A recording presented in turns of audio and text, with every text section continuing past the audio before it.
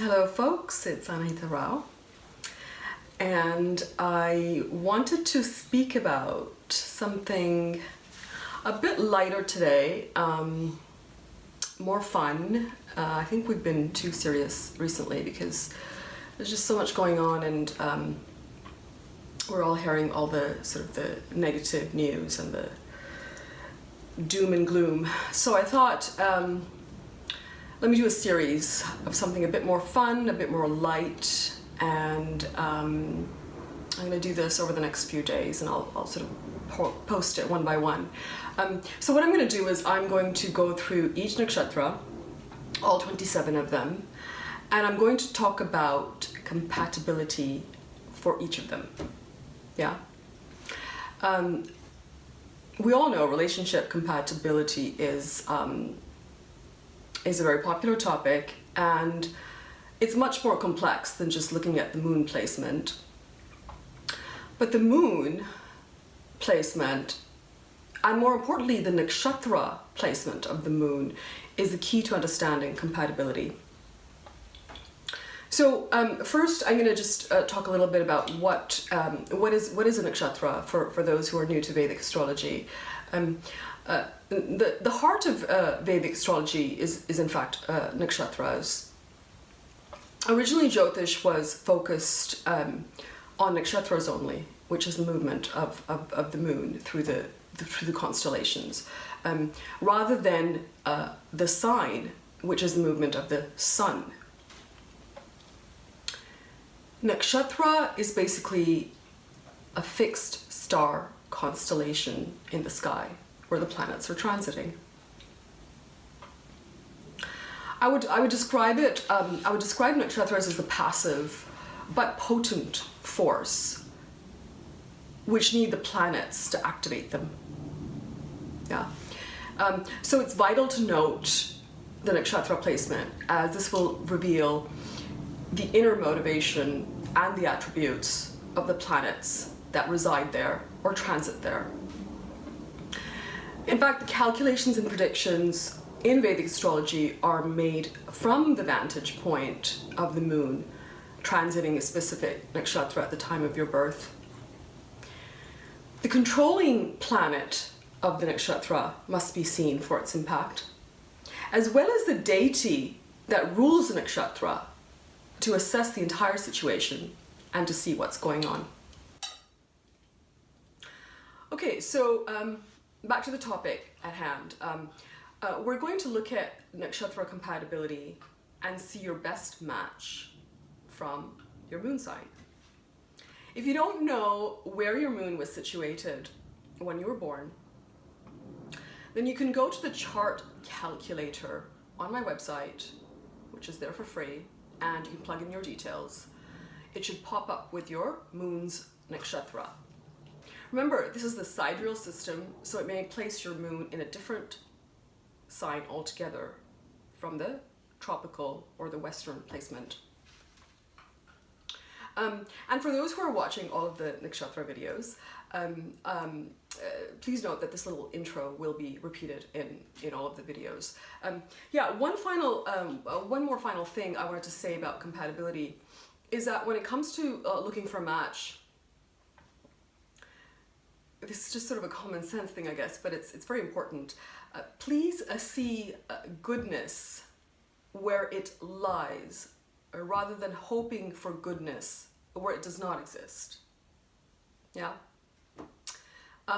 We're all guilty of being with people that are not good to us or for us, in the hopes that they will be someday.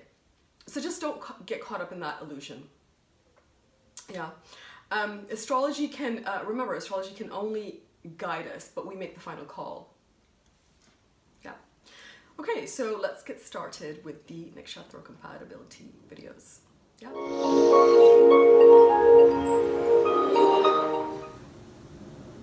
Okay, let's talk about PURVA ASHADA.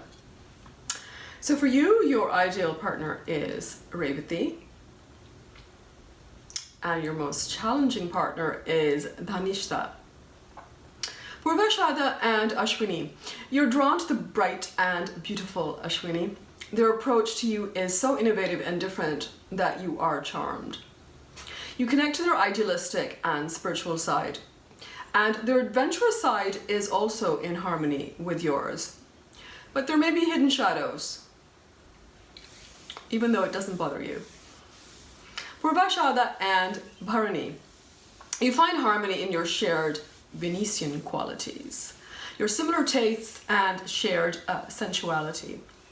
The sex is good, but Bharani are probably a bit too possessive, dominant, and jealous for your liking. If you find some sort of a middle ground, you can give this relationship a chance. Because you have different goals in life, though, you may make choices that create distance between the two of you. PURVA ASHADA and Kritika. Kritika are strong and powerful, but you find their diffidence enchanting. Sexual dissatisfaction, though, may cloud your happiness. Don't play with their feelings, and because they may cut you off before you even decide to move on. And you may find this hard to accept, because after all, you do the leaving usually. PURVA ASHADA and Rohini. The mystical quality of Rohini attracts you, but their possessiveness and jealousy can strangle you. Even if you move on, they remind you of their presence. You need to be cautious before you start to get involved with them, because afterward it may be too late. PURVA ASHADA and Nakshatra. This is of course a Mars and Venus combination. The passion is instant, but so is the burnout. Get to know each other before giving into your passions. Then you can develop some common links, and you don't have to search for them at a later, more complex moment. PURVA ASHADA and Ardra. Ardra can have a wonderful imagination, and this keeps you enchanted with their mental agility and creativity. You bond powerfully, and this leads to a really good relationship. You discover many new things. Your perception of love also changes, and both of you can explore changing this reality of love together. PURVA ASHADA and Punarvasu. Both of you enjoy change and adventure. You appreciate their ability to be on many different levels all at once. This can be fun. They care for you just enough without being too emotional. But you get annoyed about their constant advice. You want them as a lover, not a teacher, so you prefer to make your own decisions. PURVA ASHADA and Pushya. Pushya are so steeped in responsibility and work that they have no time for fun and enjoyment. When you try to make them see the lighter side of life, they're not too amused, as they feel that you're undermining them. PURVA ASHADA and Ashlisha. You can be friends with Ashlisha, but as soon as you become involved, your attitude changes. You can find them too intense and analytical, always talking about their transformations. You've also had to face many changes, but you take them in your stride. PURVA ASHADA and Magha. You're drawn to Magha because they come across as quite powerful. You like to bask in their warmth and their passion, and sexually it seems like things are going well as well. But then they ignore your needs and can show their arrogant and selfish side. So your relationship varies between wonderful and dire. Yeah. PURVA ASHADA and PURVA Phalguni. Leisure, pleasure, enjoyment of life are PURVA Phalguni's guiding principles, whereas spirituality and our search are yours. They need love and family, whereas you don't want the commitment. PURVA ASHADA and Uttara Phalguni. You recognize the inner loneliness of Uttara Phalguni and connect directly to their soul. They love your creativity and understand your spirituality. They're happy for you to make your inner journey, discover new and wonderful worlds, and they'll be there for you, supportive, loving, and caring. PURVA ASHADA and Hasta. You love the many moods of Hasta, their ability to be emotional one minute and detached the next, and practical yet intuitive. You feel inspired by their love and their ability to appreciate your creativity with the eye of a true connoisseur. They can be your best critic while being impartial. They inspire you to scale new heights. PURVA ASHADA and Chitra. Chitra spark passion in you. Their Martian personality is just the type you fall in lust with. They're stunning, they're provocative, they're independent. You go down this route at extreme cost to yourself though. They inspire you to love, but the love may turn out to be just an illusion. PURVA ASHADA and Swati. Swati are full of ideas, which they use in innovative and unusual ways. However extravagant your idea, whatever your path to your inner creativity, they'll encourage you to take it to the limit and fulfill your true potential. This can create a very powerful tie between the two of you. You can love each other and have a very good friendship. PURVA ASHADA and Vishaka. Your restlessness means you may not be there for each other. You also feel that Vishaka live on the threshold of life, never taking the plunge to experience the new and the unconventional. You often cannot empathize with them as you have very different ideas about life. PURVA ASHADA and Anuradha. Behind the cool and detached demeanor of Anuradha, there is some insecurity and emotional neediness.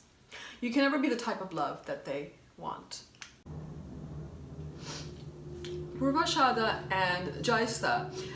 You can be drawn into Jyestha's very sensuous world. It can be fun, lighthearted, but Jyestha can take it seriously, whereas you are perhaps taking it more in a lighthearted affair. You resist their attempts to control you. They can be jealous, possessive, and demanding. You have a different route to travel in life, and you have no time for their criticism or analysis. PURVA ASHADA and Mula. You're not too hot on commitment, but when you're with Mula exploring your spiritual, emotional, and physical connections, you remain interested in each other. You accept that you may never be able to commit fully to each other. This brings a huge release from conventional restrictions, but it also helps you to stay together. PURVA ASHADA and another PURVA ASHADA. You have the capacity to draw the best out of each other. You look beyond the facade and see the potential. You know your creative powers, and both of you work hard and responsibly to bring out the best in each other. You spend quality time together that's loving, emotionally fulfilling, and productive. PURVA ASHADA and Uttra ASHADA. This is a great relationship. You admire their ability to take your spiritual quest a bit further. You encourage them to be more sociable and help them with their lack of self-confidence. Your contact with them is profound, so you don't mind the difficulties created by their rather cool attitudes to life. PURVA ASHADA and Shravan. Remember, when you fall for Shravan, that they're looking for stability and dependability. Be honest and open with them right from the beginning. Your casual attitude to relationships can hurt them. They're your best sexual partner, so sensually this will be a great partnership. Try your best to be romantic as well. So, PURVA ASHADA and Dhanishta. Passion in a Mars-Venus relationship can, of course, burn out very quickly. Then you will be left wondering what drew you to Dhanishta in the first place. They appeared to be kind, warm, and caring. Now you only see their arrogance and argumentative nature. You can accuse them of attracting you under false pretenses, but you didn't think about the future while passions ran high. PURVA ASHADA and Ashadha. An easygoing and flexible relationship. They tend to be in their own world and never try to control you. You enjoy their company, their unconventional thinking, and their interest in spirituality. You know them better than they think you do. You let them believe that they hold secrets from you. PURVA ASHADA and PURVA Bhadrapada. You're both on a journey of self-discovery. If you make each other your destination, you can keep the relationship alive. Both have the wisdom to accept the boring bits of the relationship. You love them even when they're being selfish.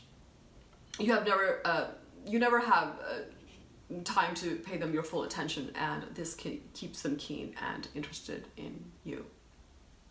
PURVA ASHADA and Uttra Bhadrapada. They're good for you. They love you for who you are, but they also know when to remind you to be responsible and caring.